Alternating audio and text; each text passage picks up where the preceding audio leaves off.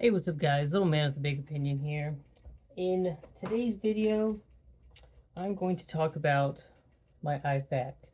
Uh, there's a couple of other things that I want to add to it, uh, but me and my brother, we've been talking, a close friend have been talking, and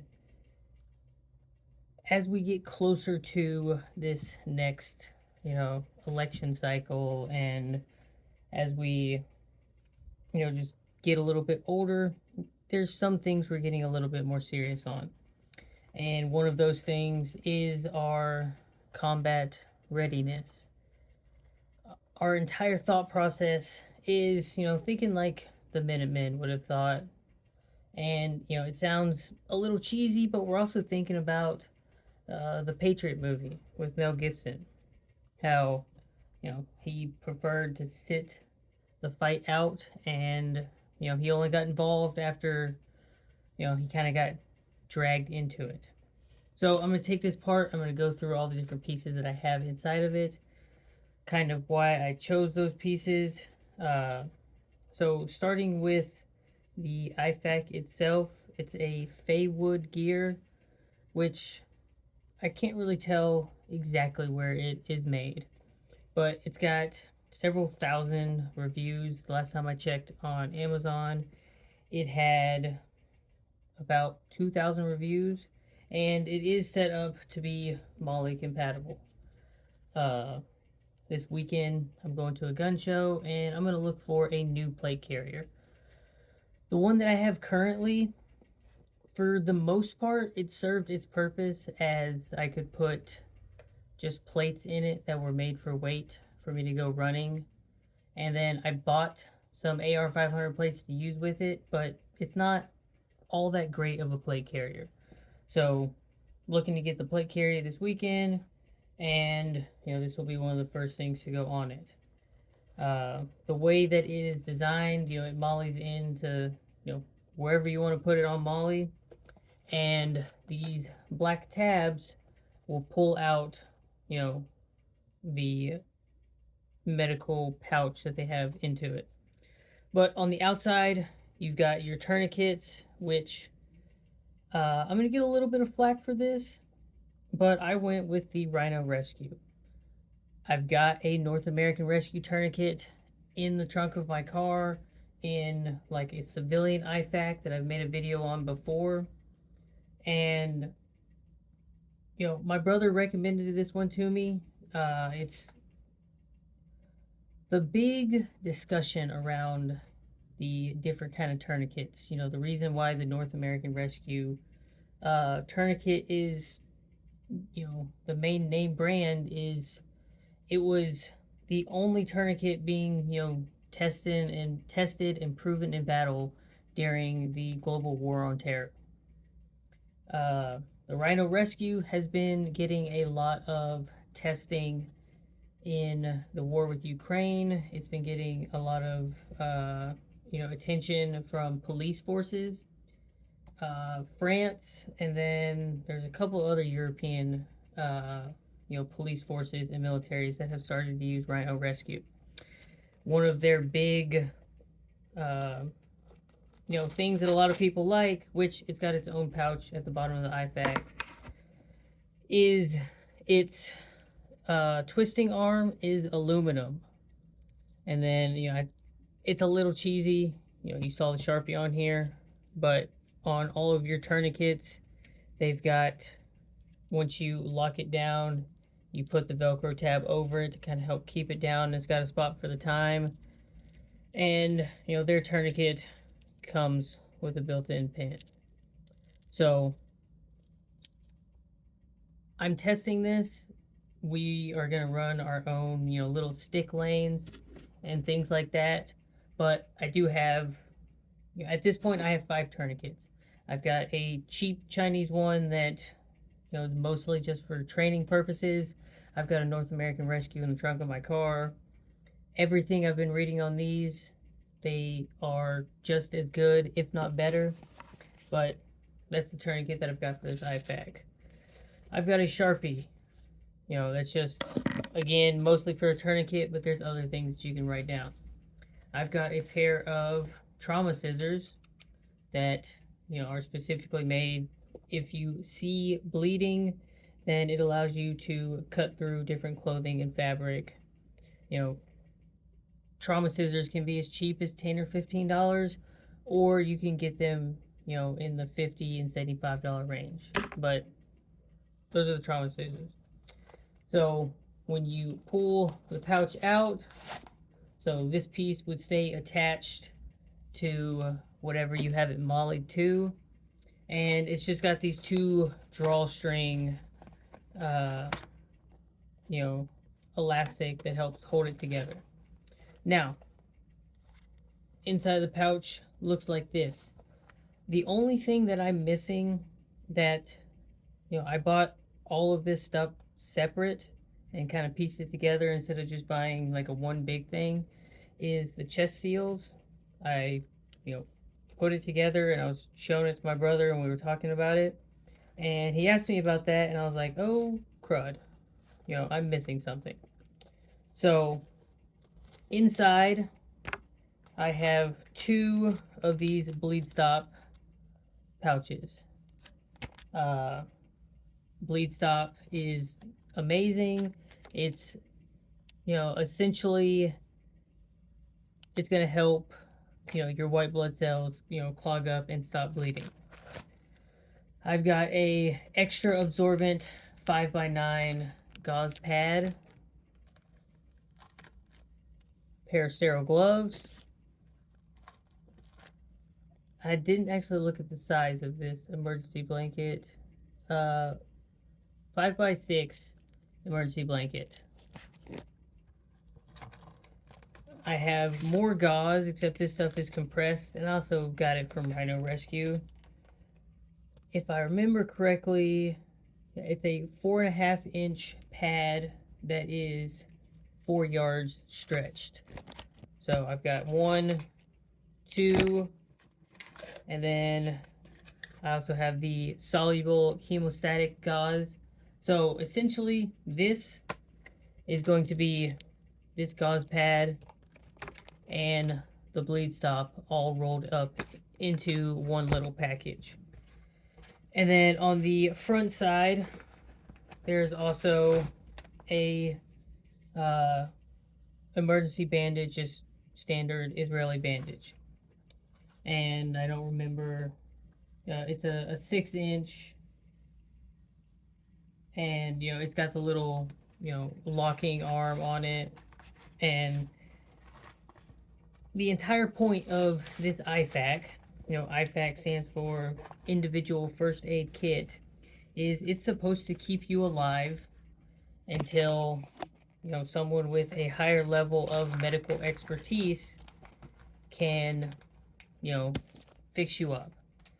There are some things that you might not need someone higher up to fix you up, but this is keeping you alive. And the discussion that I've had with brother, friend, and the 2 other members of our mag is it doesn't have to specifically be set up this same way, but every IFAK should be roughly the same content. Most of them agree with what I have. One thing that I was told that I need to get is the little airway tubes, whether it's the mouth or the nose, and that's just something I kind of forgot about. And then I obviously need to put the chest seals in here. Your IFAK doesn't really need to be much bigger than this thing was. Alright, but now that I got the whole thing put back together, the 2 other things that I will say about your IFAK is going to be its positioning. There's a ton of arguments about where you should put your IFAK and where you shouldn't put it. There's different reasonings for why the Army says put it here and why the Marine Corps says put it here. At one point in, when I was in the army, our IFAK had a Israeli bandage and a tourniquet, and the pouch was about a third of this size, and we literally clipped it like right here because it didn't take up very much space. A buddy of mine in the Marines, they take their IFAK and it goes squarely on their, the rear. So it's hanging in the back. It's kind of out of the way, and their whole reasoning behind that is the IFAK is being used when someone is down. So a teammate is going to be the one using your IFAK. A lot of people will put it on the very front of their plate carriers, down here on the bottom, which I can show that. So they'll have their plate carriers set up, and they'll run it somewhere here.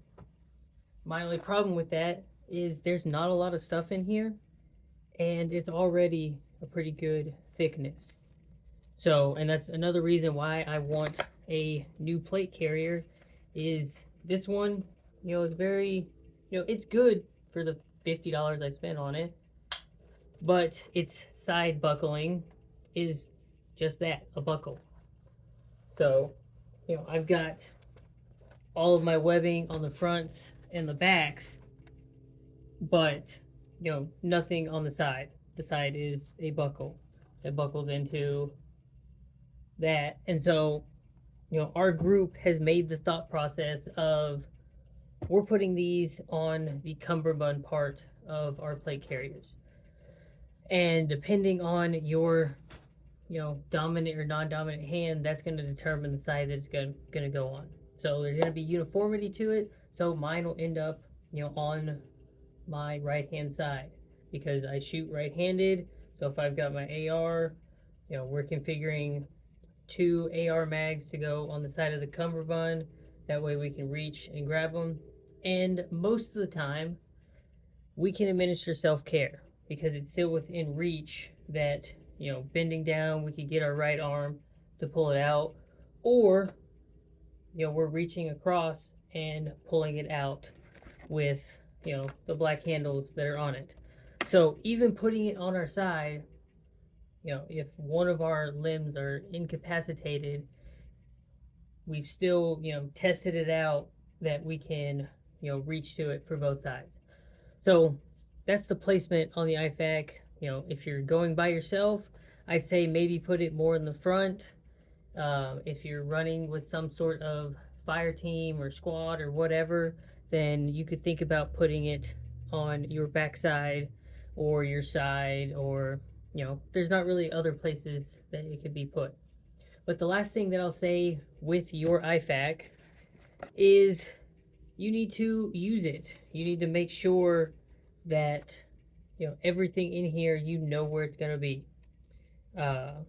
So that's practicing. You're running a stick lane, and it's as simple as someone's on the ground and they call for help or medic, and you come up, you pull out their IFAK, and you're able to locate their tourniquet, locate their different bandages. And if you do it with a small group of people, it could be as simple as, I examine, I go down the March acronym, and you get to the point where you're looking for obvious blood, and they just say, gunshot wound to upper arm. So you start taking the IFAK apart and you start administering aid. You're using the stuff in it. Once you do that once, you can roll it back up, and anytime you are specifically doing training, you put in the stuff that has been opened, you put in the tourniquet that's been used, all of that stuff for when you're training, and as soon as you finish your training, you fill it back up with, your brand new, still sterile equipment and stuff like that. And I guess, the bonus category is, a lot of this stuff, you should have more than, you shouldn't just have what is in the IFAK when it comes to the medical supplies. Because depending on the scenario, you might use that stuff, and then, you're regrouping and getting ready to do your next, whatever. And if you don't have anything to replace the things in your IFAK, then there's really no point in carrying it. So train with your IFAK, keep it stocked, you know, have extras for it. And, if you have questions on any of the specific items that I put in there, let me know in the comment section down below. If there's something else that you would put in my, if there's something else you'd add to it, let me know. There's still a little bit of room. It's a tight fit, but I imagine I could fit some other things in this IFAK. Or maybe there's something that you would take out and replace. Just let's start that discussion down below. But if you enjoyed the video, if you learned something, leave a like and subscribe to the channel. If you have a friend or family member that would benefit from these discussions, share the channel with them. And with that, catch you in the next one.